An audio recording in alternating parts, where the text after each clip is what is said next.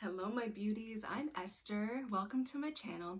I wanted to talk today about something that really could be applied to anybody, but that is very near and dear to my heart as somebody who is vegan, gluten-free, mostly tree nut free, went through pretty much all of last year, 2022, on a yeast-free, no sugar diet, and that is how to save money on food. And I think it's important for everybody right now because, prices are rising. It's gotten a little bit insane at the grocery stores. But especially like the feedback I've gotten from other people who have been on diets like low FODMAPs or again gluten-free if they have celiac disease or if a doctor has told them to do an elimination test, it can be super expensive. And don't get me wrong, I love me some Whole Foods, Nature's Emporium, but there's a reason that, stores like that have a nickname like whole paycheck. So let's get into it. So here's my 5 tips for saving money at the grocery store that again can be applied to anybody, but I think it's especially important if you do have restrictions. So my first big money saver for a lot of people that I think that it could help is to buy frozen or dried. So when it comes to frozen, I mean frozen fruits and veggies. Aside from the fact that they can often be much less expensive, the nutritional value is still there from them. And if you're somebody who's just easing into different types of veggies or who's very busy and sometimes lets food rot in their fridge, which again, no shame, we've all been there, they have a longer shelf life. They're easy to cook, toss in a blender, make a smoothie. I feel like that's a really good way to kind of leverage your food costs. Of course, fresh fruits and vegetables are great, but frozen usually has fewer additives too. You can find blends that can make it really easy to just like make a stir fry, whatever. So I really love frozen fruits and veggies for that. Again, produce is probably one of the most expensive things right now, so that's really helpful for me. And then the other thing is if you're somebody who eats a lot of legumes, beans, lentils, chickpeas is a big one for me. Buying them dried can save you so much money because they tend to come in bigger bags. It is a little bit more prep work. You have to soak them.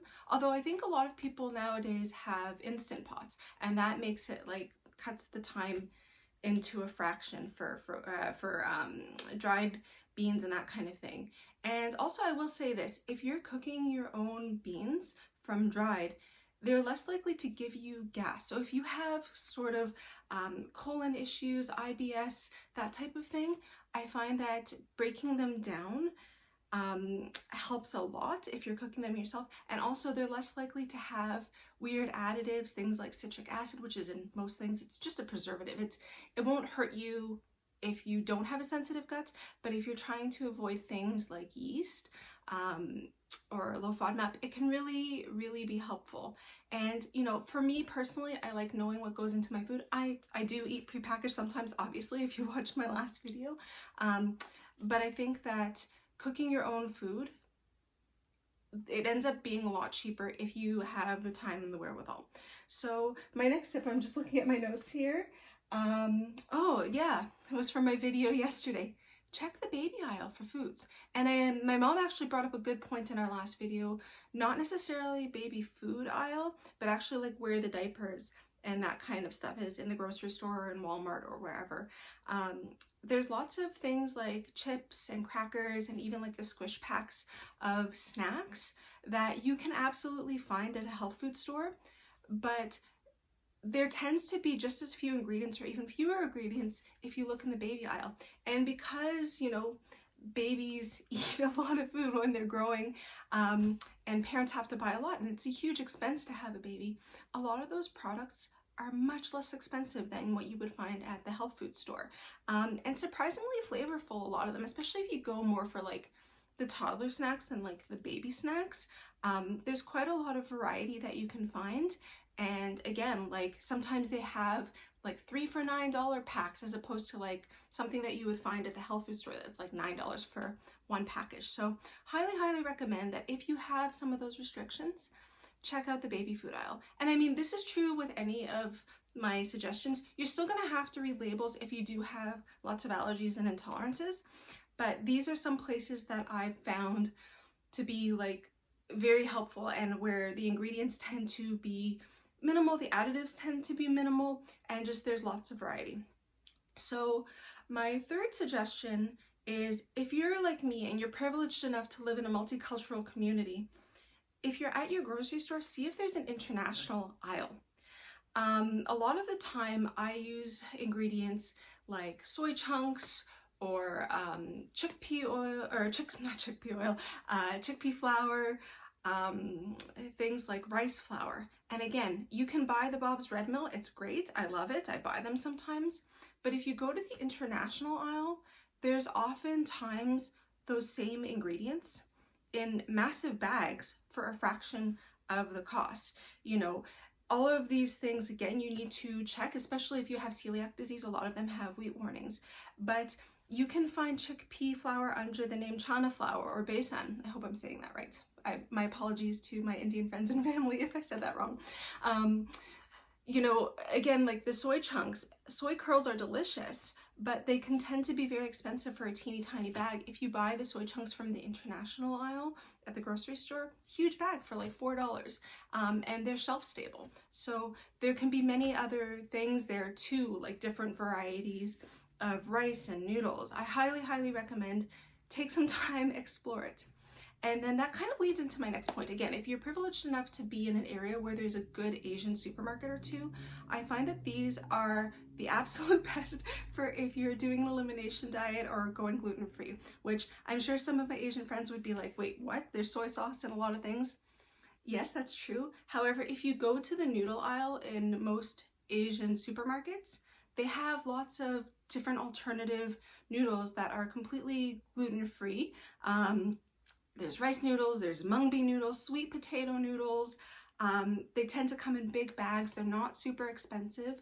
And then if you're not avoiding gluten, you can get like big bags of like regular noodles, buckwheat noodles, soba noodles for a fraction of the cost. Same, you can get like dried mushrooms there that you just rehydrate.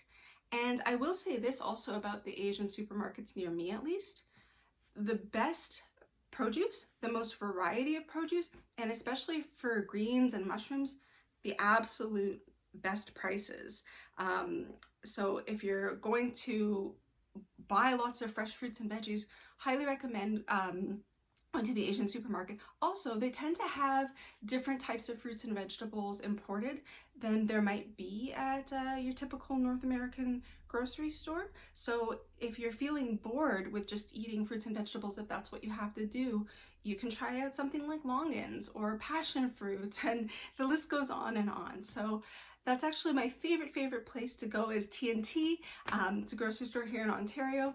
At some point, I'll probably do a grocery store haul the next time I go to show you the types of things that I like to buy there as somebody with lots of food allergies and on a vegan diet. But yeah, I can't say enough about how much I recommend the Asian grocers. Like, so much wonderful stuff there. And then my last point is buying in bulk. If you know that you're somebody who eats a ton of rice, a ton of beans, a ton of anything really, I highly recommend, especially if it's something that's shelf stable, buying in bulk. The initial cost will be more, but it will last you a lot longer. I like to get containers from the dollar store to store them once they're open, especially for me. Like, I go through a lot of rice, a lot of chickpeas. You know, I'm Jewish, I make a lot of hummus for those who don't understand. And so for me, I really stopped buying things in cans. And I've also started buying like minimum 10-pound bag of rice when I buy it. You know, minimum 5-pound bag of chickpeas when I buy it. You can get this at Costco. Again, you can probably get most of it at your regular grocery store. If you're not seeing it, you can always ask the merchandiser. I find them to be very friendly, as long as they know that they have a customer or two. Most merchandisers will do their best to either get stuff in or to make suggestions of what you can do instead. Buying in bulk, again, like in this food economy, you know, in this economy, if you have the storage space and if you have a family to feed, 10 out of 10 recommend buying in bulk, getting a container from the dollar store, or, you know, if you like to be bougie, you can go somewhere fancier, get nice glass jars. But yeah, let me know if this was helpful, if you do any of these tips, if any of them were new to you. I would absolutely love it if you would like this video and subscribe if you like this type of content. And I hope this helps and that you have... Hello, my beauties. I'm Esther. Welcome to my channel.